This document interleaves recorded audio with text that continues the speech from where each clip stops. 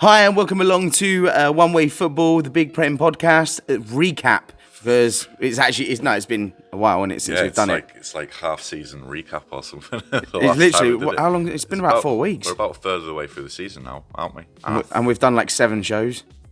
Yeah. What game were we on the last one? Can you remember? Well, it was when Arsenal lost against someone, because I was reading the old podcast names. And the last one City. said Arsenal lost against City. Man U. Yeah, it was. And we've had 8 games since then. Yeah, it's fucking out 8 weeks then, isn't it? Jesus, that's flown by. Yeah, it hasn't. Yeah, true, yeah. But I was thinking, we'll do something a bit different, just have a little bit of a recap, and a little bit of a talk about the major points, just to put it out there as well.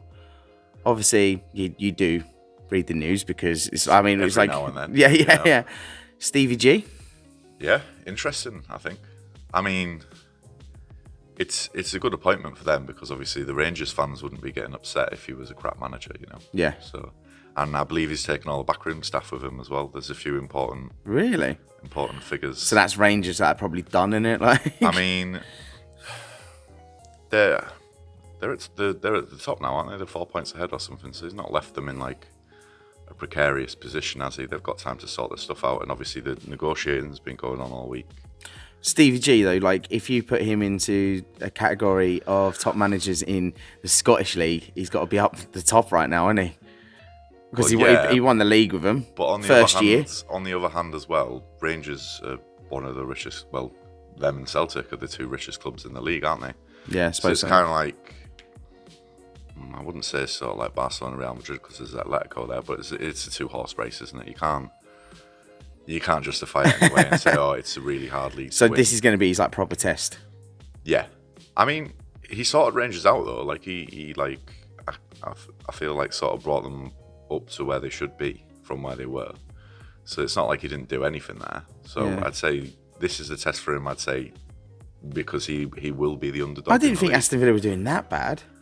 They're not really. They're like a mid-table team anyway, isn't it? And I think, but they've got for who they are. They've got a fair bit of history in that, don't they? They've got rich owners who have big ambitions too. Yeah.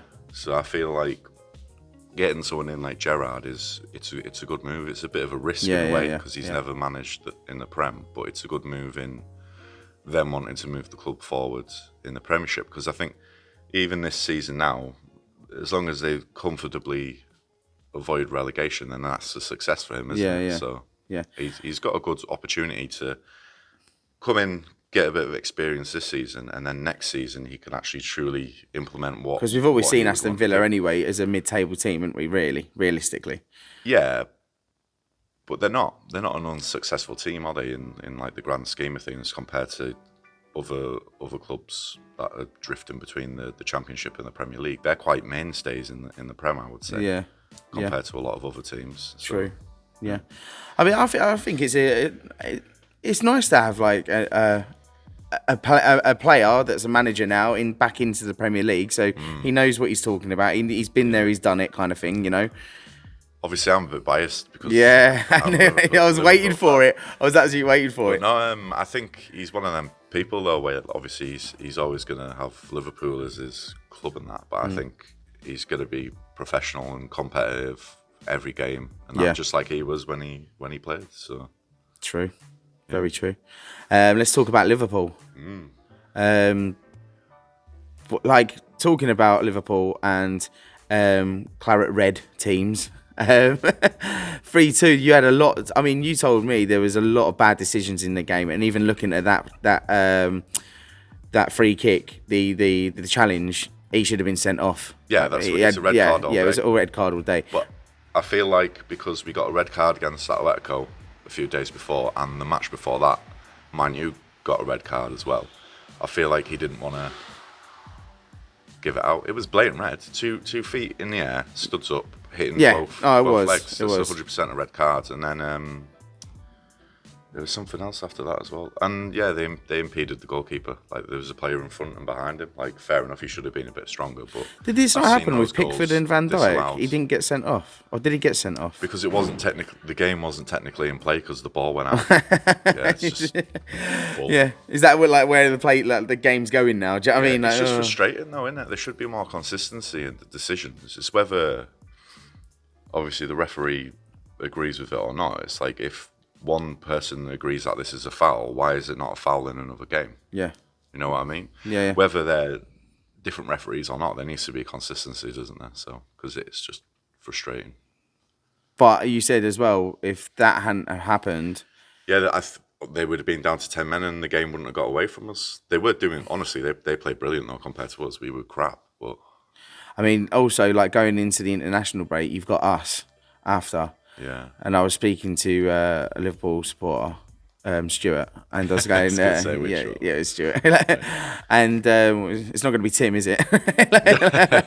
I was speaking to him, and he said, yeah, because I said, we've probably got you at the worst time now because you've just come off a defeat. But he was also like, yeah, but we're really bad at coming back after international breaks.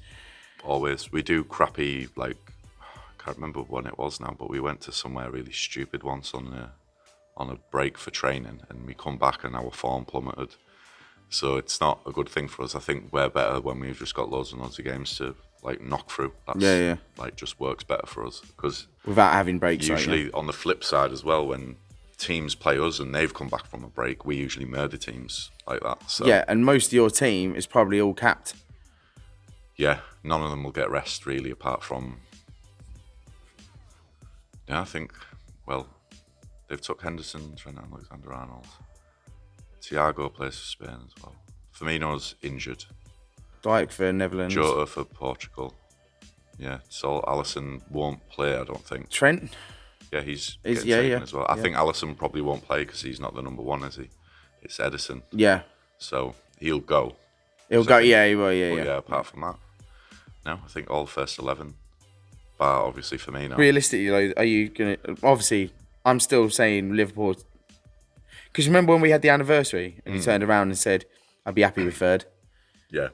And I think now that's maybe realistically coming into play a little bit. Yeah, I said Chelsea and Man City will be the front runners because Chelsea have got, obviously, they were in incredible form last season, and you could tell they were building defensively, like their style of play, and they were just lacking a little bit at the front. They're still overperforming a bit on the goals. Like, if you look at the fixtures and that, they are definitely overperforming there. What's it? The goal chance ratio. They're overperforming. So that might come down a bit, and they might pick up a few more draws and that. But they're just Chelsea. Yeah. So. I just can't. I just really don't want City to be nicking it again because it's just getting like. I mean, you're a London club though, so wouldn't you rather City at least get it than Chelsea again? Yeah, I would, but at the same time, do you know what? It didn't even hurt me when Chelsea won the Champions League again. I was just like, Chelsea are this team that that have got a big spend net worth anyway. Like they spend quite a lot anyway, so you probably expect them to be up there. We expected them 2 seasons to go when we started this. Oil club though, aren't they? Yeah, that's what I'm saying. So even when we started this thing, all of us said Chelsea are going to win it. They didn't win it. City ended up winning it, but like. When I look at Chelsea, it's like if West Ham are going to get 4th spot, it probably wouldn't bother me. Would that not hurt? Nah, mine's more of a Spurs thing. It's just Spurs all the way with me. Chelsea, maybe a tiny bit. West Ham, I'm not really bothered about them because. But you should be doing better than them, though, shouldn't you? Really? We should be. So, I mean, that's why I said, wouldn't it hurt more if they get into a European spot and then your team doesn't? Yeah, so I've got this. No, that would hurt. Yeah, I mean, I could probably see us maybe getting Europa League this season. I reckon so. It's one of them, innit, where you're just on like a little bit of a knife edge where you do get good form, but can Arteta pull you back out if you go into another bad patch? Because this is the problem that we have at the moment. Yeah, so we can say that we've had 8 games, no losses, 2 draws out of them, but. You did have quite an easy fixture list, so obviously against. On paper, you should be beating them anyway. Yeah. But the form that we was in. Yeah, and but you had one of the hardest starts as well. On top of that. But I mean, even when it's come to the last 2 games, even when it came to Leicester, I'm not going to win that. Not going to win that. I was like, I'll be happy with a draw with that game. And then to go out and put a performance like that, I mean, they were shocking, though. Leicester were shocking. It's the Brendan Rodgers effect, honestly. But he's one of them where like you'll play like Xavi and Iniesta Barcelona one day, and then next day you can barely string 2 passes together. It's just Brendan Rodgers' teams, unfortunately. You know, these games like when we drew against Crystal Palace and that, I was actually quite happy with that. I was like, I'll take a point out of Crystal Palace. You know, but like you say, like I put a thing on Facebook saying, look, all these people said that we're going to be in relegation zone by Christmas and we're going to look really bad. And then I've done like a little sneaky video, but a lot of people were saying, but look at the teams that you've played. I said, but you got to think at the start of the season, we played Brentford and they smashed us. Do you know what I mean? Like, we shouldn't be going into them games. Start of the season, we should be wiping the floor with them. Yeah, I don't know. I feel like championship teams, when they come up now, are like bogey teams for some of the bigger teams, because we had like, a few years ago now, Norwich put two past us. Obviously, we struggled against Brentford too, so it's not. Yeah, I get it. But that's what I said. I've always said this now. The Premier League has got even harder now. Do you know what I mean? Because the facilities have got better in their training grounds and stuff. There's teams that are now copying other teams' tactics in training. Do you know what I mean? So it's not just like there's just too much of replica in teams. It's not even that. It's just the fact that, say, for example, someone gives our team a hard time, and then you've got people who work behind the scenes at other clubs who can analyse that video and see this is how to beat this team. It's like for us, when people figured out, you can just do a low block and then pass out into the channels behind the wing backs. Everyone's been doing that ever since, and it works. Yeah. So, and that's not just the case of like, tactical genius. It's watching other teams, analysing the stats, and then implementing it in your team. So it's just harder now, isn't it? Like, talking of teams like staying up, like Leeds staying up, that's like an accomplishment in itself, because a lot of probably people thought that maybe Leeds would be going down, but they played such good attacking football in the first season. But now, like when I spoke to Johnny was like, I'm telling you now, Bielsa stays there, they'll end up going down. Yeah, I don't know with them, to be honest, because they overperformed last season. Everybody knows they did. Like, you think, they did better than everyone. But would it be more of an overperformance than Brentford are doing this season? I wouldn't say so, but what scalps have Brentford took this season in reality? You know what I mean? I mean, obviously they lost even against Burnley, didn't they? The other day. But Leeds, like, were literally making the big boys sweat. So I don't know. I would say Brentford, it's a little bit too early to call whether they're overperforming or not, because obviously the second half of the season is always the big test, isn't it? Yeah. But I think Leeds did last season just purely because it was their first proper. Yeah, like you say, a lot of teams they get the hype, didn't they? Yeah, it's like Newcastle did it a few years. Lots of years ago now, where they got like sixth or something straight out of the Championship, and then they got relegated the season after, didn't they? Yeah. So it's crazy. It is mental. Yeah, Newcastle.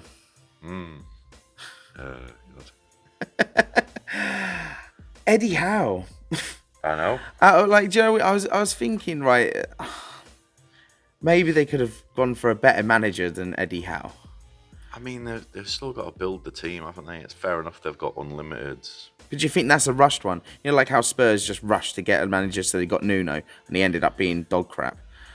I mean, I wouldn't say so, because like look at the team that's there. Like it's not like you hire Jose Mourinho and like obviously you'd be able to drill them well and that, but he needs a better team and you need to give him time to buy the players in. If you have a manager who's like Eddie Howe, you can at least replace the players as they go, and then you can bring in someone better later down the line who actually have better players to so you reckon this transfer window in January is going to be it's not going to be exciting as everyone thought? No, I reckon they'll spend money, but I reckon it'll just be a little building block, and then when he's took the club as far as he can take them, you bring someone bigger in, and you've got already a better player base there than that was. Oh, so Eddie Howe's you're saying he's not even going to be No, like, I mean, I don't know. Maybe cemented into that club. Maybe a season or two, Yeah. maximum, and stuff like that. But they will spend money, I think. Like still. slating Eddie Howe already. Like, you're going to be only 2 seasons you're getting, mate. No, but if you're Newcastle and they've got unlimited budgets now, don't they? Really, Yeah, like Man yeah. City, so they can bring in whoever they fucking want.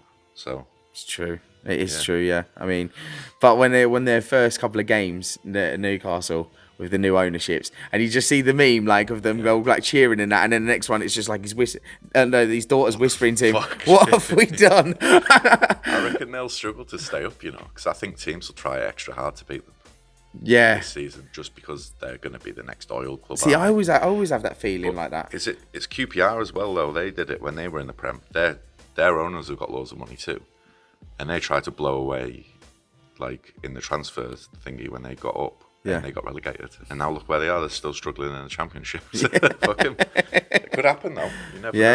Yeah. Depends how much obviously they want to throw at them. But if they drop down to the Championship, they're going to struggle to get obviously quality players in to get them back up to that level. So, Talking of struggling to bring players in, let's talk about Spurs, because right, you can have this is my issue, right? You can have such a big hype bringing in a new manager.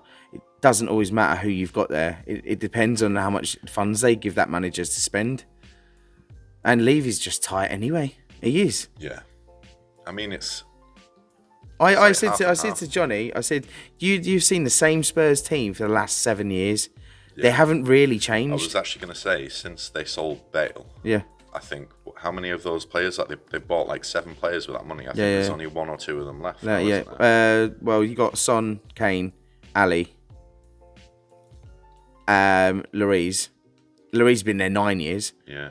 The team needs a big shake-up now. It does, doesn't it? Because I was looking at it, I was going, yeah, it's all right always getting this big hype that the new manager comes in, but that doesn't always matter. Do you know what I mean? Like, Dele Alli's been on terrible form for about 3 years as well, hasn't he? Yeah. So, don't know. I think it is a lot to do with getting rid of but Arsenal have a similar problem as well, like where you've got a lot of players you need to shift, and you've not done it because you're not. I would say at the moment though, the only player that's left in that team now that we need to shift is Xhaka. Because a lot of like Torreira, Guendouzi, it's not just that; it's the age. Oh yeah, the age. I mean, a lot. Getting the money back on top of it as well. I think that's what makes. I think January we're going to buy a couple of more players. Yeah. Probably get rid of a few. I mean, look, Lacazette's only on his last year anyway. Yeah. So we're gonna have to invest. We're gonna have to. But he's actually pulled his weight for the last couple of games. He has. But letting players' contracts run out when they've got resale value isn't a good Of strategy, course. is it? And I think Tottenham are in the same position, aren't they, where they've had opportunities to sell and get the money in. So I would like to say our midfield and defence is stepped up its game a lot now. Yeah. You know, Ben White, the 50 million, everyone was shocked at that, but I think he's starting to put his price tag on it a little bit now. Yeah. You know, it's the same with Ramsdale, wasn't it? They're both like future signings. Sorry, I'm talking about Arsenal, so I'm boring you there. Here we go again. They're both like positive signings where they're building for the future, aren't they? So you're in the process of doing what Tottenham need to be doing 2 seasons ago, really. So, or even more. Yeah, I think they should have cashed in on Kane. To be honest. Not sold to City, maybe sold to... Was it their last game? I could be wrong here, but was it their last game? Was their 5,000th day of not winning a trophy? It's crazy, isn't it? 5,000 days gone. Man, you were over 1,000 days as well, aren't they? Yeah, that's crazy. Good stats, good stats though, aren't they? But talking of Man U, Solskjaer, I know you keep saying, oh, we need people just to give him a draw, or to keep him in the wheel. Yeah, I can't believe he's been sacked. But there is also a thing saying that Ronaldo's been protesting in the back room, saying that this is a shambles. Like something needs to change for a player of his stature to come out. But Alex Ferguson has a lot of pull in the club still, so why hasn't he done anything? I know he keeps saying that he's backing, which is not a bad thing, do you know what I mean? But at the same time, it's embarrassing, isn't it? I mean, the second rival fans start doing chants about your manager, you know you've fucked up there, aren't you? So, but yeah, I'm happy, obviously. That's all I can say about it, really. Like, I don't think he's doing a very good job. So, but with the amount of, like, they've got the highest paid player in the Premier League, the second highest as well. Is it Pogba second? Yeah, and do you know he's wanting a He wants to get paid more than Ronaldo. Did you see that comment I put on Paul's thingy though? I was like, the average person earns €500 a week, and I was like, where's this? Where do you work? Yeah, I'm lucky if I get 300. It's them overpaid DJs, isn't it? But yeah, what is it? The amount of money that they spent. Maguire's turned out to not be a brilliant signing as well, and it's just a shambles, isn't it? When you're meant to be the biggest club in the world, and all you've bought is a big fridge. Yeah, no, you spent just nearly as much as Man City, I think. And look up, Man City are pushing for the Champions League every season. Yeah. Winning the Premier League every season also, and they've spent the same money. It's true, isn't it? I mean, with Man United, you look at it though, because they get this massive hype with all these big players being brought in. But it just goes to show you don't have the right managers to control these players. They'll just run rings around the manager and just be like, do what they want. Yeah, and a lot of them are like obviously aging, like Ronaldo's what? Van der Beek as well. Oh my God, that's an embarrassment in itself. Can't even get in the bench, can he? That's crazy. And he excels at doing like little 1-2 triangle passes as well, and they just don't have that kind of tactics for him as well. So he'd probably fit in our club like or something because they'd fit into ours as well. But he's wasted there, I think. It is just crazy, you know. And sometimes, you know, when Arsenal was on that bad form, I think a lot of people it was funny at the first, and it's just like, oh. Yeah, no, I always find it funny because obviously the first couple times you're like laughing in their faces, like, hey, you fucking idiots, and then by the time you just walk in like to work, and you see all the like they don't even want to say anything about it, and you can't bring it up either because you're like, oh, they're just gonna be upset. It was the time when they ended up drawing or they ended up winning. I think it was in a Champions League game. But they were like, I think 2-0 down or something. He ended up winning 3-2. Atalanta, weren't it? Yeah, their first game, weren't it, or something like that? Yeah, I think so. And I came into work, and Paul behind the bar, the two United fans, Rick and Paul, and they're both wearing United tops. I think at half time, Paul went and took his top off, and then and then they ended up winning. I was like, see. Don't wear that rubbish, you win. Yeah, classic Man U fan, innit? But, from Norwich. When we beat them, though, I come into work and I was like, I'm going to say something. And then I just looked at them and they were both like, cutting the fruits. It's like, I'll leave it. Even I said I wanted to say something, but I was just like, you know what? Maybe wait till the end of the night. It's like watching a FIFA game, that match, though. It's fucking brilliant, honestly. It was all over the place. I mean, it was just... Ronaldo, did he not score? And it was off. Was it offside? Or, I don't know what it was. Was it offside? It must have been very close though, because. But I mean, that was just shambles. That was a slapping around the face with a fish on market day. I loved it though because there was one of the commentators for the Man City Man U game. He said, "Man City's death by 1,000 cuts." Where like they just slowly rip you to pieces, and Liverpool just merge you in the first 10 minutes. It's crazy. I was like, it's true, and obviously both the games showed, even though it was a lower scoreline with the City game as well, they got freaking done in, didn't they? So let's talk about Man City quickly. Like they haven't spent a lot, no. It's like have they probably settled down like Liverpool have and thought, we don't need to get much more now. I mean, who's really There's Walker, who's like old-ish, but he's still fine. He's not. Really I've seen a status the other day on a football page. Bernardo Silva, the best midfielder in the Premier League right now. Is he? No. Said De Bruyne is still better, wouldn't you? Yeah, out of their team, I would say. Yeah. I don't know why. So he's not even the best in his team. Yeah. So how can you say he's the best in? They've got a brilliant midfield, though, way better than ours, really. Apart from obviously our defensive mid, I say we've got the best one in the league, Fabinho. But they're probably. Have you got City coming up? No, we've already played them. You've already played them, didn't you? What was the draw? Was it a draw? Yeah. Oh yeah, it was the draw. The 2-2. Yeah, we drew against City and we drew against Chelsea, didn't we? That's right. Yeah. So what is it with Liverpool then, with big teams like that then? Because they just. Well, we usually beat them. Yeah, that's what I'm saying. Beat them or draw against them, to be fair. We don't usually lose against the big teams that very much. So, I mean, and at Anfield as well. Yeah. Because you were giving me some stick on that day. I mean, that was the last podcast we did. I hadn't seen you since I've seen you, but I mean, do you remember? No, what? Yeah. What did I say? I think you're idiots saying 2-2 at Anfield. Yeah. Like, I mean, that was the... It was a good game, don't get me wrong. We were on some crazy winning streak as well. Yeah. At that point, so of course I was right to say that at the time. Yeah. But yeah, no, I think we need to stop drawing and obviously losing. That's the aim of the winning the league, isn't it? I think you'll get a win out with us. I think so too. To yeah, be honest. I But do. I'm I not think overly confident because obviously we'd be coming back from. I'd be happy with a draw with that, but I think Is it you'll at win. the Emirates? I think so. Yeah. We'll see. Yeah, we'll see. Well, we will see. I tell you what, we'll do a quick because we're not doing our prediction scores on this time. We'll do it next week. But if you pick a score from this game, Arsenal Liverpool, and if you get it right, I'll put 5 points on your board, all right? And then if I get it right, I'll have 5 points. I'm gonna say 3-1 Liverpool then. Because I've already said that we're probably going to lose, but I'd be happy with a draw. Yeah. So I'll go another 2-2. 2-2. Wouldn't be a bad shout. Yeah, no, I'm sticking now. 3-1. 3-1. Yeah. All right then. So we're gonna wrap it up there. Cheers, mate, for coming in.